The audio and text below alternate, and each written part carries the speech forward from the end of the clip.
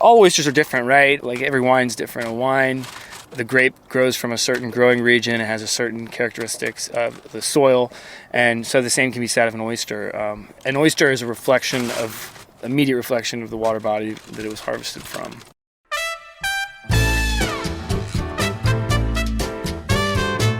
I'm Robin Sessingham, and this is The Zest. Citrus, seafood, Spanish flavor, and southern charm. We're all about food in Florida.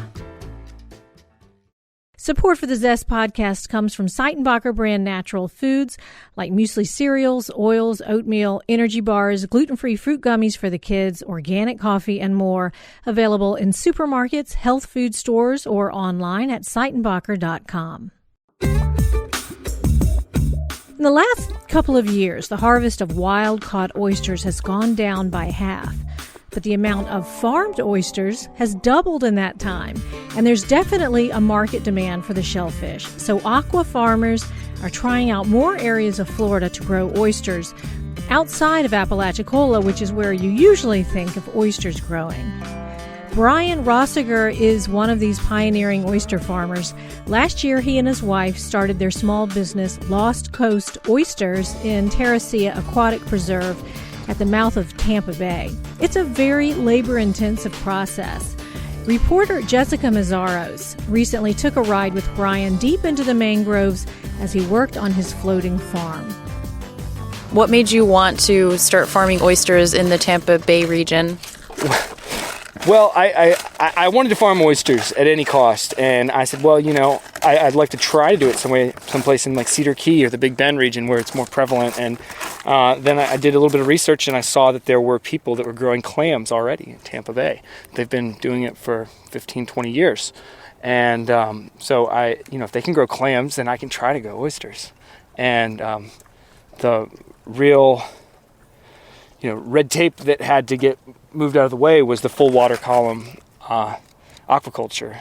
Prior to this regulatory change, farmers could only use the bottom in 6 inches, and it didn't enable them to do the kind of off-bottom farming that's being done in other places in the country. And so that happened in 2016, and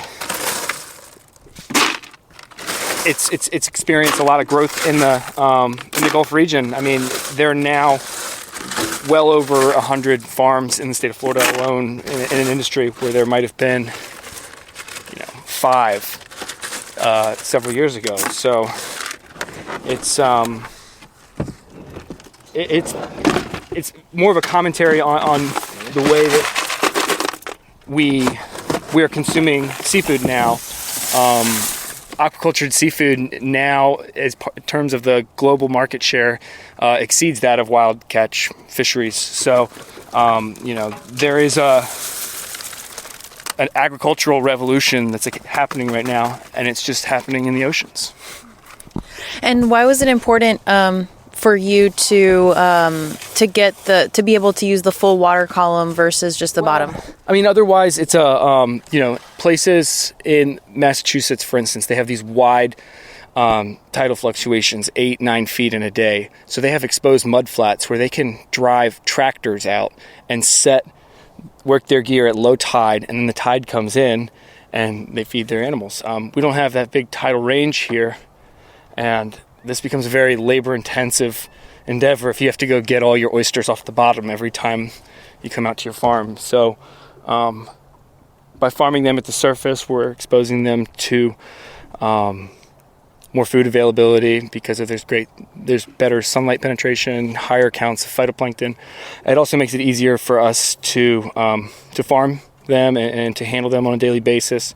And they also get exposed to some good environmental benefits out here, these waves and wind that kind of tumble and cup the shell to tend to make it grow into a deeper, thick cup oyster rather than a long scissor bill.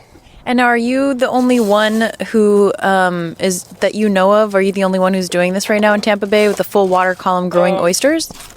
I am. We are the only full water column oyster lease in Tampa Bay. I do know that there are some other folks that are going to be going through this process and getting their leases as well, and we're just excited to be part of it, to be part of this kind of growing community. You're like a founder.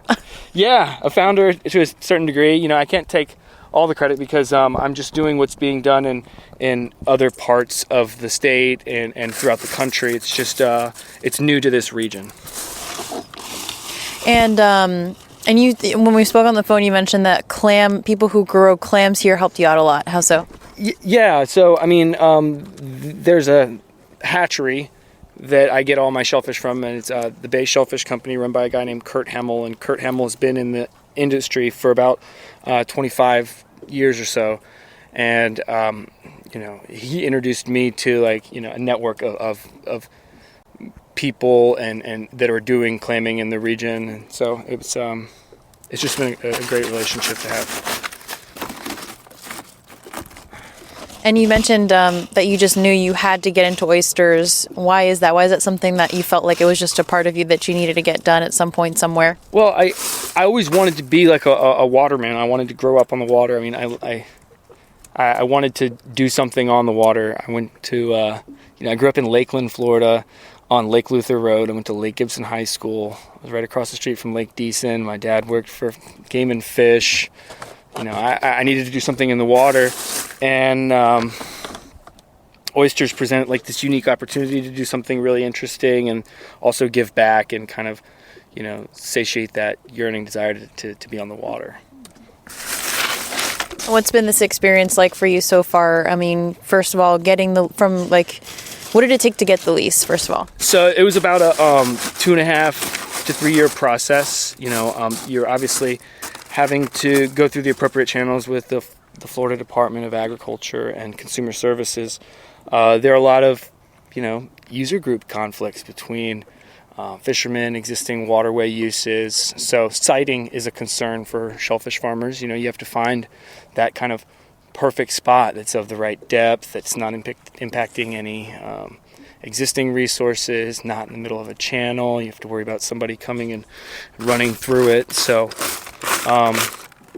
siting was a concern, but once we got through that process, you know, we were kind of confronted with this harsh reality, like, okay, now we have a piece of paper that says we can do this, but we have no means, we don't have any money, we don't have a boat, we're just kind of, you know, making it up as we go along. And so at that point, I did what I think a lot of people do, is you find somebody smarter than you that can help out. And that person was my wife, because, you know, she helped us get a small business loan, and she deals with now more of that kind of administrative side of the business, and I can just focus on the farming.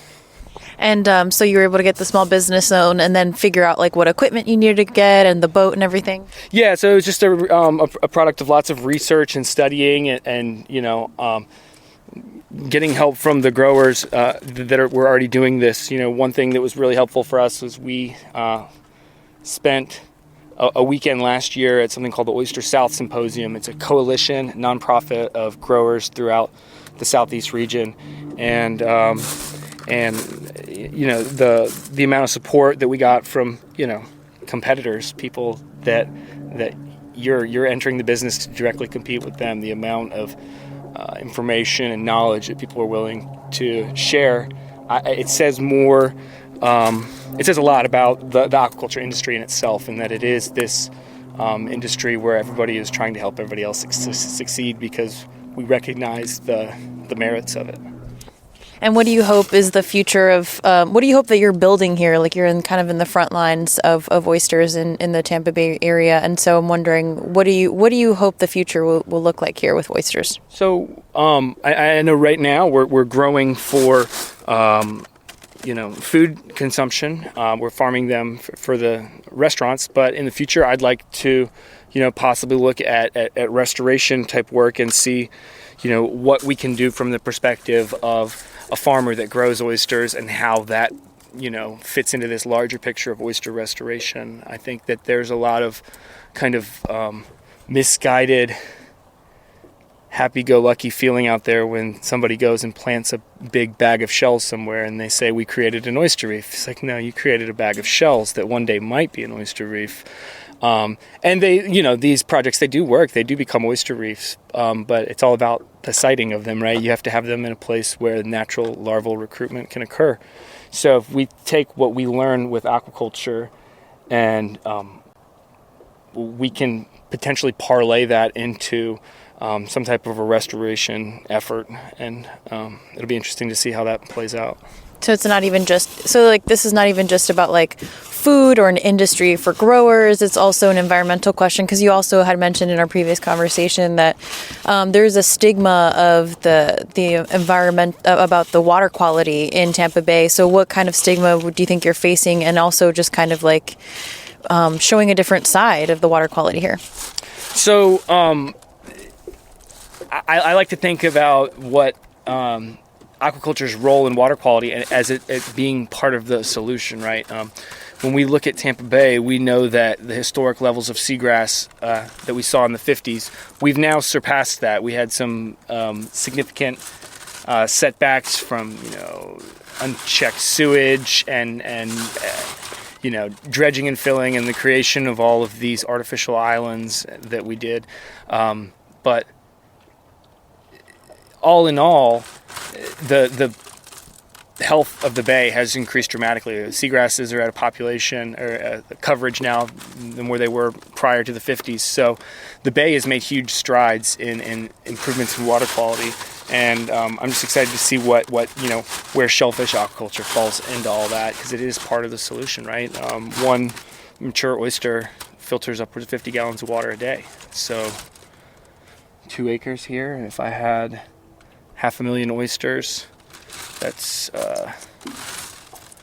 25 million gallons of water a day, 25 Olympic swimming pools.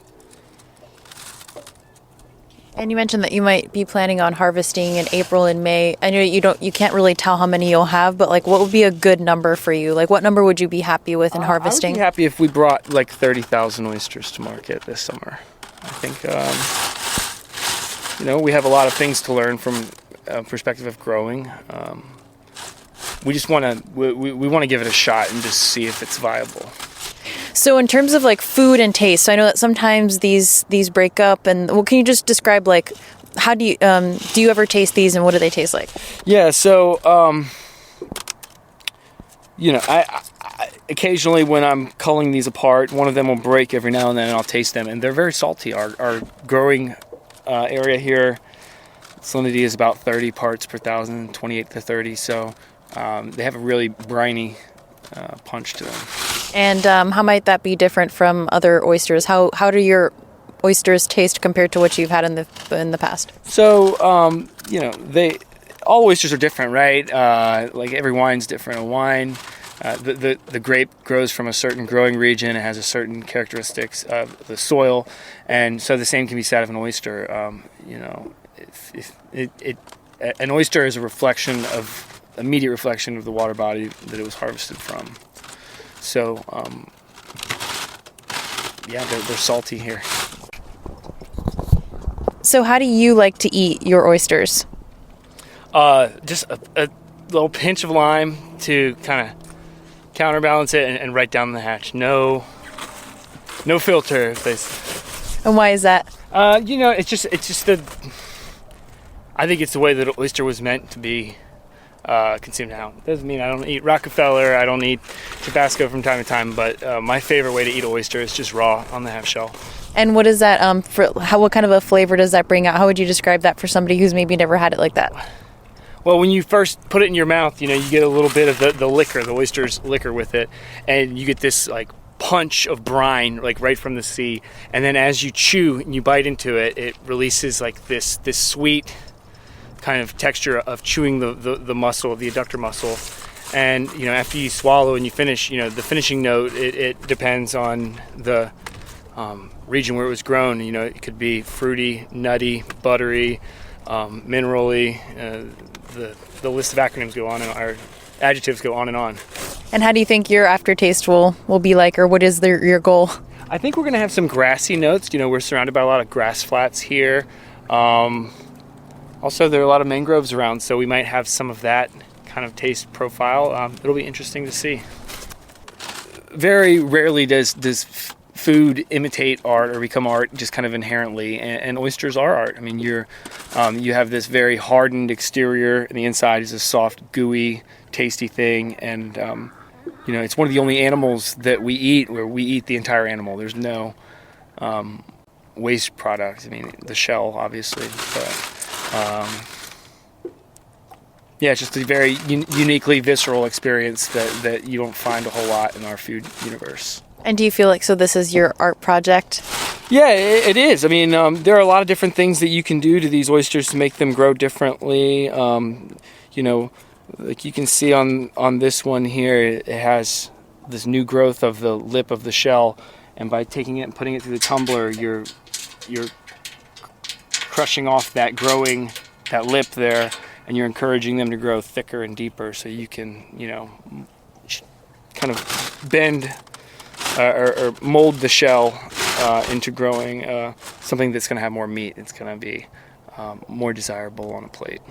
I don't know if you've thought about this, but do you hope that like your particular oysters will have a flavor, so when somebody eats this, they might be like, "Oh, that's Brian's oyster." Yeah. I think that's part of the idea, right? Is creating a brand, and the long stigma has been that Gulf oysters are of a certain variety, and what we've found through this revolution that's happening in the Southeast is that we have branded oysters coming out of Alabama. We have branded oysters coming out of the Panhandle that are have names like Outlaw or Murder Point or Salty Bird that are on par with the Wellfleets and the Green Points and the ones that you're familiar with from the Northeast. So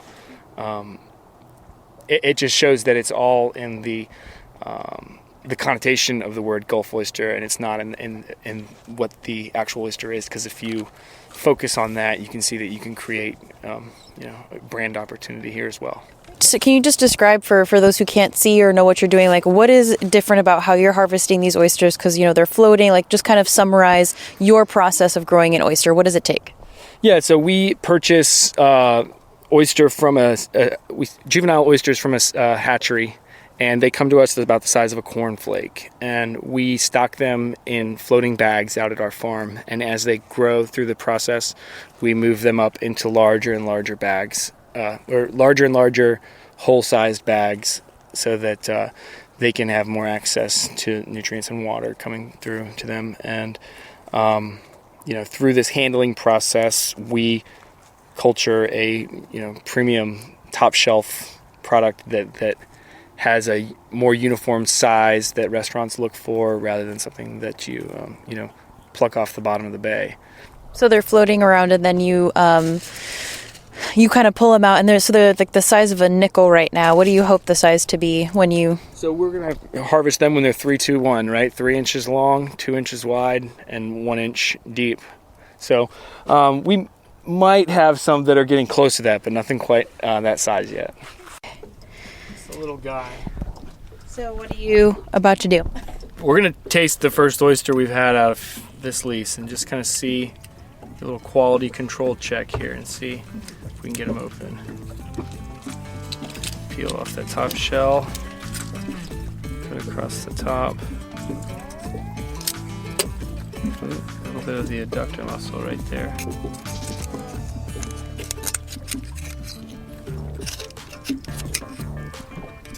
Bon appetit.